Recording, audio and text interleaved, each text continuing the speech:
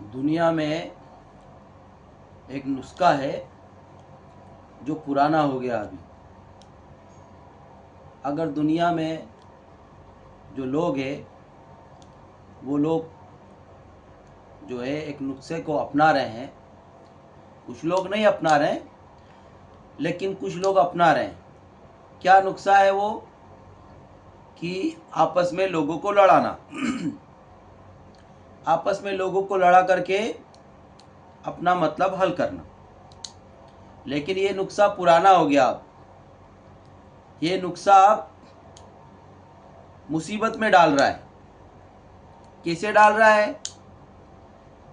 कि लोग लड़ाते हैं तो एक दल को अपनी तरफ करते हैं और दूसरे दल से लड़ाते हैं। तो जो दल होता है जुल्म सहने वाला, मार खाने वाला, वो अधिकतर मेहनती होता है। मेहनत करने वाले लोग होते हैं, वो उसमें मजदूर होते हैं, धंधे वाले होते हैं, जो भी मेहनत करने वाले लोग होते हैं, वो लोग इतने परेशान हो जाते हैं, इतने परेशान हो जाते हैं और कुछ भी नहीं कर सकते। धीरे धीरे वो लोग जो है अपना काम धंधा कम कर देते। क्यों?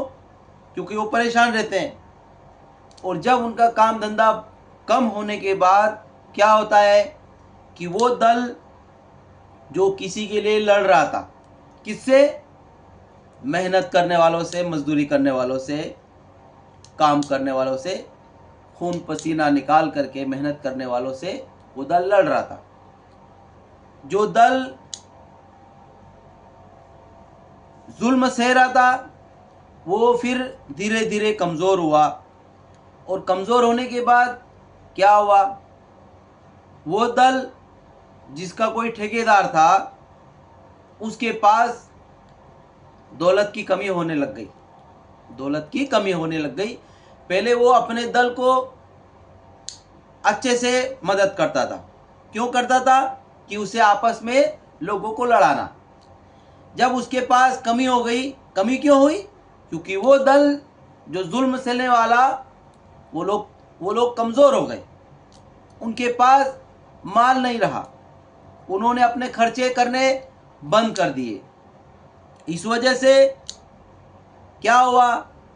वो दल जिसका ठेकेदार सपोर्ट करता था कि ये लो माल और जाओ, ऐसा करो ऐसा करो, वो अपने मतलब के लिए करता था और वो लोग चले जाते थे। क्यों? क्योंकि वो लोग बेरोजगार थे, उनके पास कोई काम नहीं था। उनके पास यही काम है कि वो लोगों को लड़े और अपना गुजारा करे। अब क्या हुआ कि जब ठेकेदार के पास माल कम हो गया, उसके पास रहा नहीं, फिर उसने क्या किया?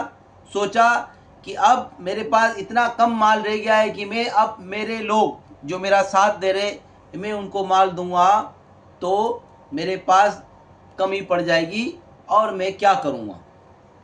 उसने उस माल को देना बंद किया, धीरे धीरे बंद किया। तो वो लोग जो उसका साथ दे रहे थे, उसके लिए जुल्म कर रहे थे लोगों पे, वो लोग ही उस ठेकेदार के खिलाफ खड़े हो गए।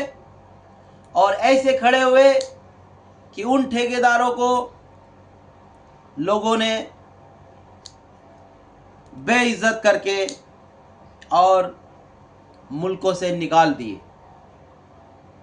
तो जो नुस्खे लोगों ने अपना रखे हैं, दुनिया में कई मुल्क के लोगों ने अपना रखे, अब वो ये सोच ले कि हम जो नुस्खा अपना रहे थे अब ये पुराना हो गया है, अब हमें कोई और नुस्खा अपनाना होगा। सोच ले, समझ ले, सोच ले और समझ ले, क्योंकि उन्हें दिख रहा है जो मैं बता रहा हूं, ये बात उन्हें नजर आ रहा है, मेरी बात उन्हें नजर आ रही है, दिख रही है, समझ में आ रहा है कि दुनिया में क्या हो रहा है। वो खुद इस बात के गवाह है, शाहिद है कि क्या हो रहा है। तो अगर वो लोग जो नुस्खे अपना रहे हैं कि हम एक दूसरे को लड़ाते रहेंगे और हम हमेशा के लिए ऐशो आराम करेंगे, लेकिन ऐसा अभी दिख रहा है कि एक दिन पहले इंसान ये सोचता था, वो ठेकेदार ये सोचता था कि मैं इतना बड़ा ताकतवर हूँ और मेरे पास इतना माल दौलत है कि अब मेरी पीढ़ी दर पीढ़ी किसी परेशानी में नहीं आएगी। मेरे पास यहाँ तो ठीक है, लेकिन किसी और मुल्क में भी मेरे पास बहुत कुछ है, वहाँ पे भी बहुत कुछ है, वहाँ पे भी, यानी वो अपना हिसाब लगा के बैठा था। लेकिन जब वक्त आया तो वो लोग जो उसके साथी थे, उसके लिए लड़ने के लिए 24 घंटे तैयार रहते थे। उन्हीं लोगों ने उसको मुल्क से निकाल दिया, जलील करके। सबको दिख रहा है, दुनिया में सबको दिख रहा है। मैं तो थोड़ी सी बात बता रहा हूँ, लेकिन अगर आप किसी से पूछोगे तो वो आपको घंटों तक इस बात के ऊपर बात करेगा और आपको समझाएगा। अगर आप लोगों को समझ आती है तो आप लोग किसी से बात करो और इस नुस्खे को हटाना होगा, क्योंकि ये नुस्खा अब तुम पे भारी पड़ने वाला है। याद रखो, अगर याद है तो ठीक है, नहीं तो नुस्खे तुम्हारे लिए ख़तरनाक होंगे और फिर उसके बाद बेरोज़गारी इतनी बढ़ेगी कि सदियों तक जो लोग ठेकेदार होते हैं, उन ठेकेदारों को लोग ठेकेदार बनने ही नहीं देगा। ठेकेदारों से लोग नफरत करेंगे, किसी को ठेकेदार बनने ही नहीं देंगे। इसलिए चाहिए कि अपनी ठेकेदारी लड़ा भिड़ा के नहीं करे, ईमानदारी से करे। और ऊपर वाले ने जो बताया, ऊपर वाला जो इस दुनिया का जहान का मालिक है, उसने आपको सारी तरकीबें बता रखी है कि आपको दुनिया में कैसे जीना, कैसे रहना है, कैसा अच्छा है, कैसा बुरा है, सबको मालूम है।